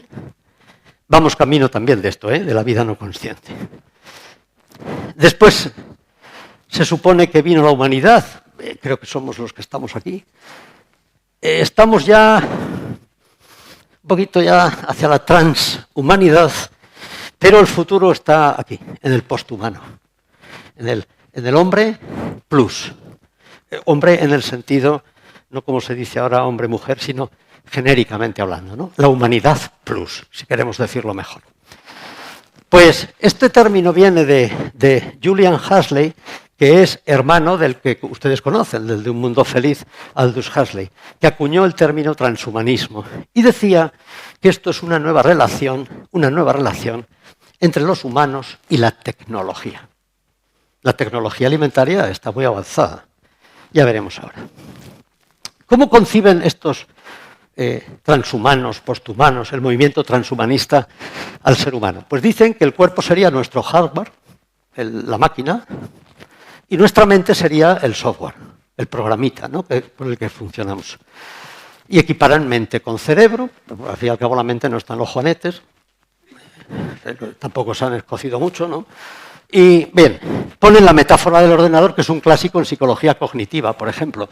Dice, si un ordenador se puede mejorar, actualizar, ampliar la memoria, ponerle más rápido la no sé qué, el procesador, etcétera, pues ¿por qué nosotros no? Es la pregunta que se hacen. O el almacenamiento, ¿eh? Y empiezan a pensar que esto es posible en el ser humano. Ustedes saben lo que es hardware, saben lo que es software, pero probablemente no han oído nunca hablar de wetware. Bien, el wetware es la versión orgánica, biológica, del hardware y del software. Ustedes saben lo que es hackear. Alguien que se mete en un ordenador y te bichea la información. Aparece el término wetware hacking. Alguien se mete en nuestra cabeza, qué horror, y nos pilla la información. No crean que es tan difícil, igual ya nos la han pillado. Dicen que Facebook y todos los rastreos que hace acaban sabiendo quién eres. Encima, el día que naciste, pero sos gilipollas, si has puesto tú la fecha de nacimiento. Dices que saben todo de ti, pero si lo pones tú, gilipollas. No le echemos la culpa tampoco todo, ¿eh? Eso. Bien. ¿En qué consiste el wetware hacking? Que esto es lo que le gustará al doctor Martínez. Manipular las terminaciones nerviosas con dispositivos electrónicos. Hackear nuestra cabeza. Suena raro, ¿verdad? Pues ya verán cualquier día con una llave inglesa, lo ven ahí abajo, nos van a... Hay algunos autores que ya han implantado chips electrónicos, han hecho experimentos con dispositivos a modo de antenas, dicen, para modificar sus capacidades perceptivas. Bueno, pero esto nos lo cuenta todos los días Gaes, con los chismes estos para la hipoacusia, ¿no? Te pones eso, le das un poco de tal y te molestan todos los ruidos de los coches. O sea que, bueno, esto ya tampoco es tan nuevo. Los biohackers, y esto es lo que les quería contar, porque los biohackers lo defienden ellos, yo no digo nada, que con la meditación, técnicas de meditación, distintas posturas corporales, léase yoga, etc., y la alimentación, se puede conseguir hackear aspectos de la persona. Y estos transhumanistas que practican el wetware hacking consideran que es una solución para mejorar nuestra salud, no envejecer, vivir más años. Porque claro, el movimiento transhumanista lo que busca en definitiva es la inmortalidad. La inmortalidad. Bueno, esto si quieren, pues hay una asociación mundial transhumanista y en el año 99 lanzaron su manifiesto o declaración transhumanista. Bueno, la evolución alimentaria, pues empezamos por comer para sobrevivir, buscarnos la vida, después comer para no morir, porque las comidas se conservaban mal y se contaminaban, y entonces pues empezó la higiene alimentaria. Después se vio que la comida podía servir para prevenir enfermedades. Come hígado para no tener anemia y cosas así, pero esto es muy antiguo, ¿no? Después para mejorar la salud, por ejemplo en la lucha contra la obesidad. Comer para no envejecer, con el asunto de los antioxidantes y esa frase tan bonita y que tanto gusta. Dice, ¿tú a qué te dedicas? Dice, yo hago anti-aging. ¿Han oído el anti-aging? Esto es chulísimo. Y después ya, ahora, estamos en esto de comer para. A lo mejor vamos a ser nuevos humanos. Nos dicen lo que tenemos que comer, cómo tenemos que comer, nos llevan de alguna manera, ¿no? Bueno, una pregunta relacionada con la obesidad. Lo llamo así, vulgarmente, para que no quede duda. ¿Podría haber gordos sin cuerpo? Una pregunta a propósito del transhumanismo. Bueno, esto es un poco lo que habría que hacer, ¿no? Igual que se sube todo a la nube, muchos ya estamos en las nubes hace tiempo, pues se podrá subir algo más que eso. Eso se llama uploading. Y es que nuestra identidad, fíjense, parece ciencia ficción, pero también parecía ciencia ficción llegar a la Luna, ¿no? Hace poco. Pues sería captar nuestra identidad con nuestras ideas, nuestros recuerdos, y descargarlas en un superordenador. Sería una copia de seguridad de nuestra persona. Estaría toda la información del sujeto, incluida su imagen corporal o su conducta alimentaria. Y la podríamos descargar en un supercerebro y conservarla indefinidamente. Y estaríamos metidos en un ordenador, en la nube, toda nuestra información. Esto es imposible, ¿verdad? Bueno, sería como elaborar un archivo, guardarlo, subirlo a la nube y ahí está. Transferir nuestro intelecto de un cerebro, el nuestro biológico, a una computadora. ¿Y esto cómo se hace? Pues ya están pensando. Esto consiste en escanear. Un escáner, ¿saben lo que es? Un TAC, estas cosas. Escanear toda la estructura sináptica del cerebro, todas nuestras conexiones. Nuestro conectoma le llaman. Y implementar cálculos a partir de ahí en un medio electrónico, tipo informático. Sería una inmortalidad, pero sin cuerpo. Porque el cuerpo quedaría sometido, por ejemplo, a un artilugio donde este cerebro sería el cerebro inmortal y el cuerpo sería un robot, por ejemplo. Con lo cual, pues habría trasplantes, es decir, cambios de piezas. Además, el problema está, se podrían hacer muchas copias nuestras. Voy a hacer una copia de seguridad y otra y otra. Bueno, estas son las preguntas que generan ansiedad. Porque esto no es una cosa de una ocurrencia. Es que fíjense, el problema de esto es que hay gente maquinando sobre esto, intentando ver cómo se puede llegar a hacer esto.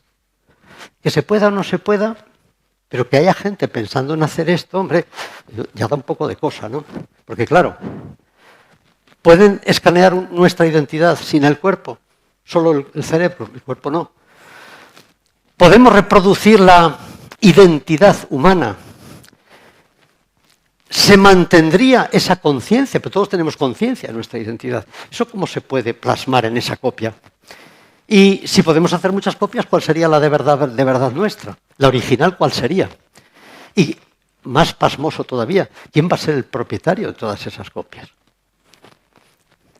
¿Y las relaciones cómo serán? Si está mi cerebro metido allí y hacen una copia y yo tengo un amigo, mi amigo o es el amigo de la copia. Y ahora quien dice que se ve gordo, yo es que me miro del espejo y me veo gordo. ¿Se te quedará eso de que te ves gordo cuando tu cuerpo sea un robot? Porque la idea estará en tu cabeza, pero tu cuerpo no existirá. Entonces, ¿qué es lo que sentirás? Y se podrá hablar de esto que he hablado toda la tarde, de dietas de adelgazamiento, dietas sanas. ¿Para qué? La identidad está en la nube, es nuestro cerebro, es nuestra mente, y esto serán piezas. Esto dicen los transhumanistas y los posthumanos, y ese será el humano del futuro, el H+. Eso es lo que dicen. Bueno, pues nada, he procurado que salgamos un poco de la ignorancia. Vuelvo al principio. Santo Tomás de Aquino decía que tenemos dos oscuridades, el pecado y la ignorancia. Pecar, no podemos dejar de pecar, todos. Al menos, pues, intentemos no ser tan ignorantes, si es posible. La última moda es el juego del calamar. Pues pueden aprovechar ahora para disfrazarse de calamar en Halloween y juegan como si fuera un calamar, pero déjense de rollos y déjense del juego del calamar. Es peligroso, por lo que he leído poco, pero vamos, no le presto mucha atención, pero creo que es peligroso. Y bueno, pues ya está. Perdonen el tostón. Gracias.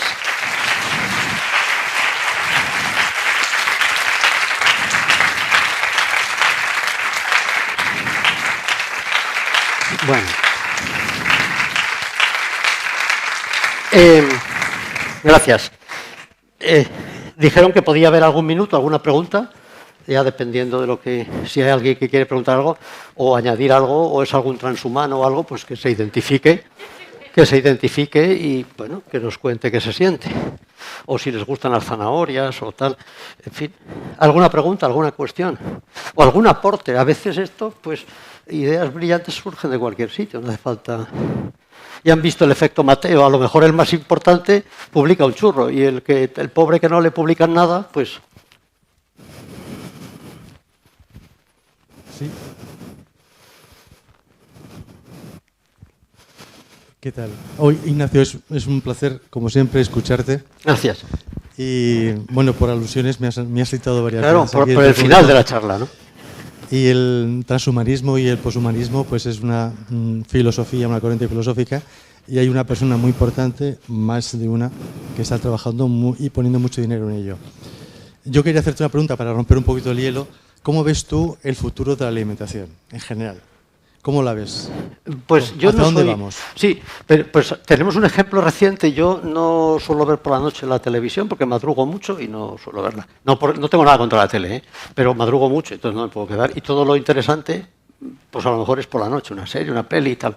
Bien, pero el otro día me consta, porque lo he visto en las redes sociales, que en el programa este tan conocido, Masterchef, hubo alguien que era una invitada al programa.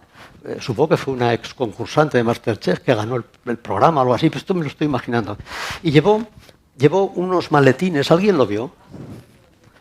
Porque yo no lo vi en directo, lo he visto en las redes sociales.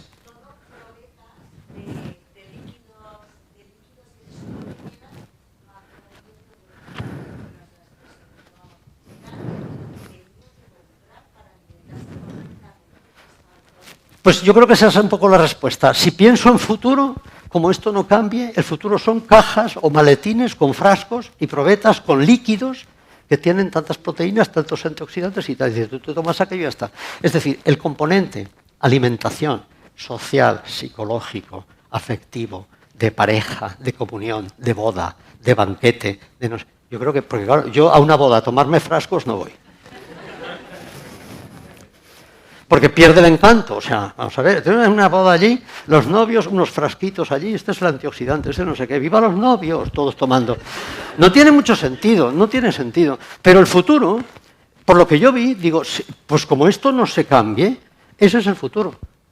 Ese es el futuro. La elaboración de laboratorio de los nutrientes. Es que el problema es que ya no se habla de alimentación, se habla de nutrientes y de nutrición. Y entonces ya lo que hay que hacer es nutrirte, y nutrirte bien para no solo estar sano, sino para vivir más, no envejecer. Y lo demás ya da igual. Da igual, o sea, el bocadillo ese de calamar, por Dios, eso. Entonces el futuro, si no se cambia, pues parece que pinta por ahí. Una alimentación basada en la nutrición. En la nutrición. Y en el componente nutricional, más allá de otros componentes. Y eso es un poco el nutricionismo, pero claro, la deriva es hasta llegar a una caja con frascos, efectivamente. Siempre ha habido, ¿no? El Biomanán, el no sé qué. No quiero herir marcas y tal, pero bueno, eran conocidas y estas son muy antiguas. Bueno, la nanotecnología va a hacer que la alimentación cambie todavía más. Y es una tendencia que será, no la veremos a lo mejor nosotros, pero sí. De aquí a 50 años seguro que hay un cambio completamente del tipo de alimentación que se hace ahora. Y es todo, lo que creo que hay es que están en general, diseñando cómo tenemos que comer. Entonces, pues, sí, no sé si hay algo. El futuro pues es incierto, sobre todo incierto, no sabemos esto por dónde.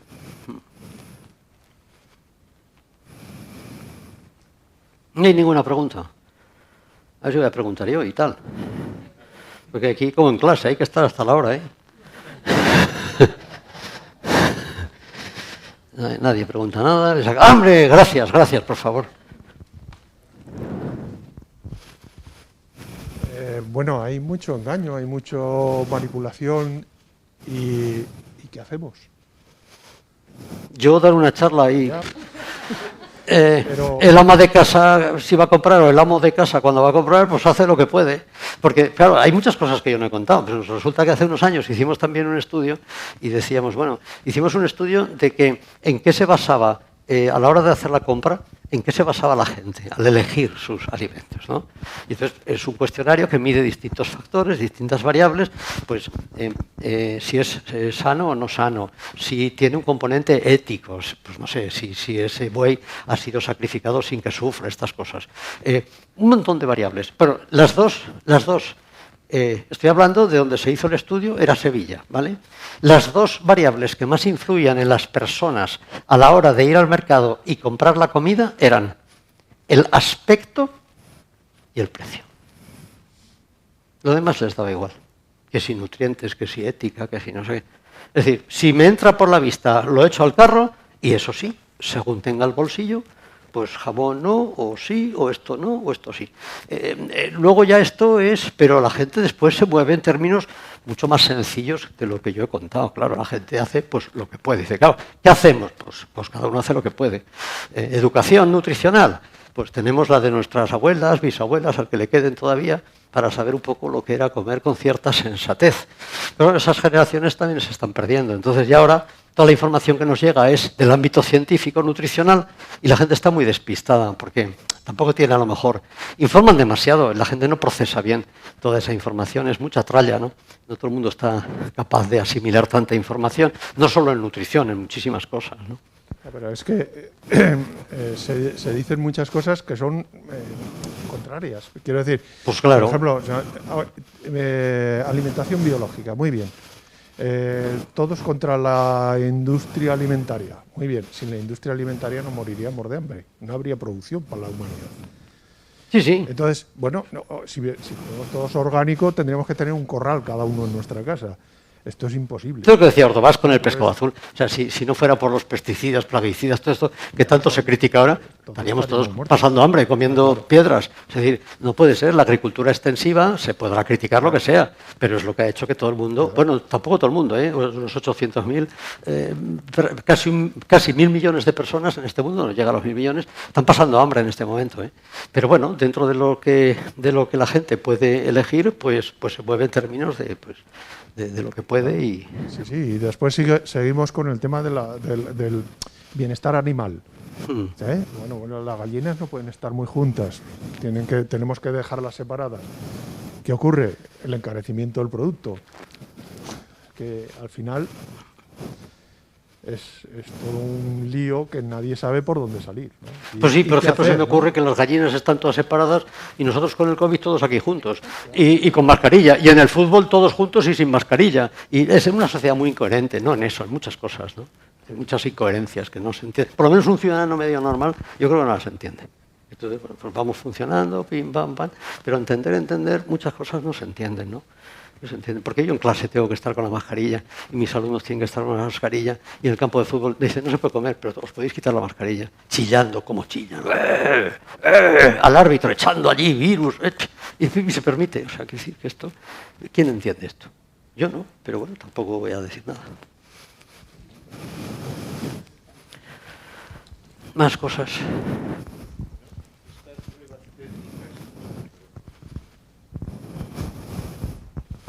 Que han comentado aquí atrás. La compañera, sí, la que ha intervenido de Masterchef, sí. No sé, ¿es posible que en un futuro próximo, y de hecho ya están faltando alimentos, es posible que en un futuro próximo haya más falta de alimentos y estas nuevas técnicas sirvan para alimentar a personas a las cuales, o para nutrir a personas a las cuales no les llega una alimentación normal? Pregunto, no tengo ni idea. Sí, pero no me lo creo por una razón. O sea, cuando estas técnicas, el maletín que decía la que ha intervenido, ¿no? Un maletín era, o una cajita con los frasquitos de colorines y tal. El precio de eso no llega a esa gente que no tiene para comer. Esa gente, no le ha llegado la vacuna y les va a llegar eso. Que va, no les llega. No les llega. Si no le llega, vamos a ver, en el Sahel, es una zona de África donde mueren pues muchos millones de niños, ¿no?, de hambre. Salvar a un niño de hambre, esto lo dicen las ONGs y tal, pero es una realidad. Es decir, con cuatro biberones de leches y de unos polvos preparados con unos nutrientes y tal, que eso cuesta 4 euros, salvas la vida de un niño. Pues siguen muriendo. Y eso vale 4 euros, pero el maletín ese de los potingues esos, eso no va a valer 4 euros. Eso no llega, pero vamos, ni a nuestra población media, de clase media. Eso no se puede asumir. El precio de eso es laboratorio, eso es diseño, eso es nanotecnología, eso es no sé qué. Y eso al final, si no lo pagas, sigues comiendo patatas. O sea que esto no creo que lleguemos a eso. No llega la comida normal y van a llegar estas cosas. ¿Qué va? Lo he encontrado, porque es que lo vi y es que era una pasada. Se llama Amelicius. ¿Cómo? Amelicius. Y Yeah. pone, ex concursante de MasterChef 9, habló de su nuevo proyecto en MasterChef Celebrity, una idea que ha indignado a nutricionistas y expertos. O sea, es que es para verlo, de verdad. Pues se habla de proyecto y de nutricionistas y expertos y han montado un negocio, ya está. Claro, ya está. El nuevo Carlos Ríos, pues ahora se llama no sé cómo. Eso, sí. Bueno. Pues si no hay más cosas, que pasen un buen Halloween o lo que sea y ya está. Y hasta otra si hay ocasión. Muchas gracias.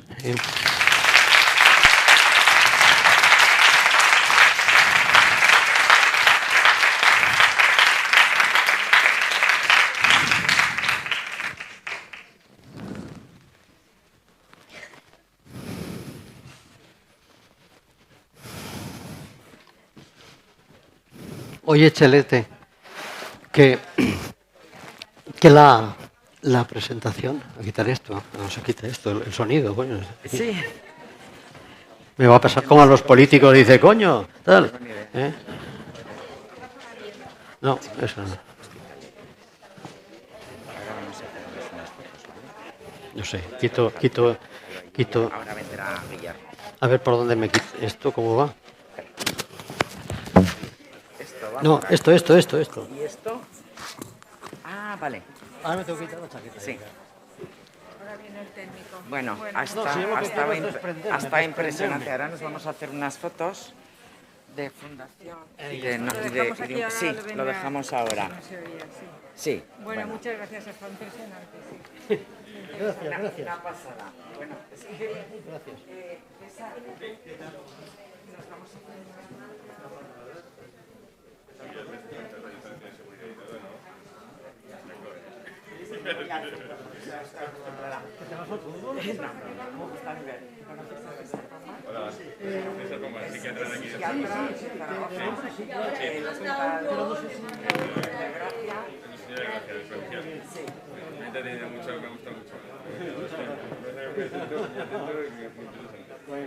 Me queda con una duda. ¿Las lentejas con chorizo o sin chorizo? Eso es lo que quería decir. Siempre. Si no son viudas. Maite. A ver. Ponte en medio el ponente con la presenta. ¿Qué tal, Maite? Hola. Maite, hola, ¿qué tal? Me alegro de verte. Gracias. Ah, bueno, pues ya me ha quedado todo. Sí, ya.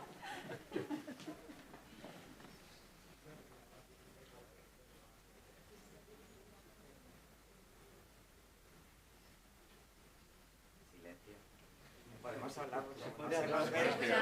Sí, como no se nos ve.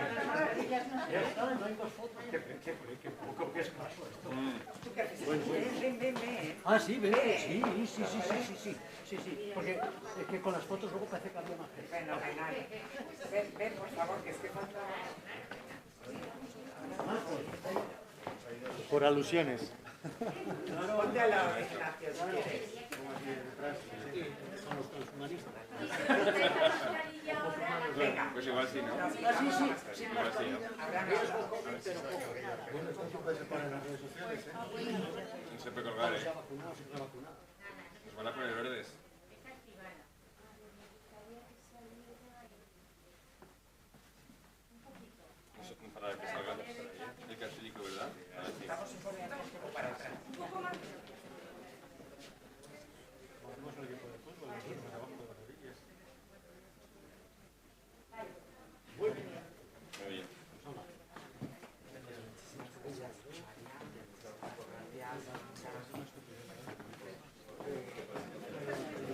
Sí, sí, sí.